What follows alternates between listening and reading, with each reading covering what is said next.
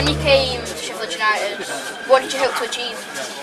I wanted, well, when I came, I'd been lucky enough to play in the Premier League for Barnsley. So when I came here, Sheffield United had just missed out in the playoff final against Wolves. You know, so I knew that it was a good club, and they were doing well. So you know, I wanted to help Sheffield United get in the Premier League. You know, which after 2-3 seasons, you know, we did. So that was, you know, and I was the captain of the team that got promoted. So it was a real good time. I enjoyed it. How different is Nigel Klopp to previous managers?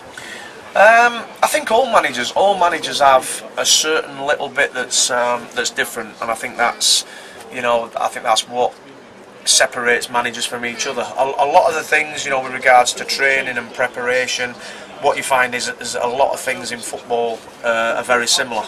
It's not very often you find somebody that's really, you know, sort of extraordinarily different. You know, but Nigel, you know, he's a good man. He's a football man.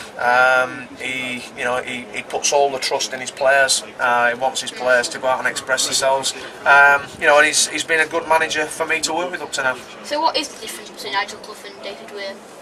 I probably just playing styles. You know, I think obviously David, you know, wanted to play total football.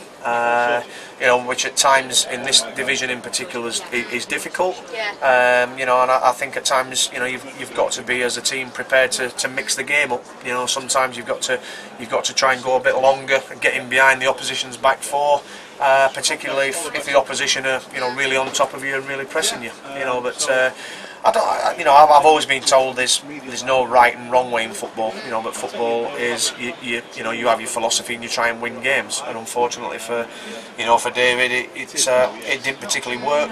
You know, and Nigel's come in and, you know, he's getting a couple of wins. So it's interesting.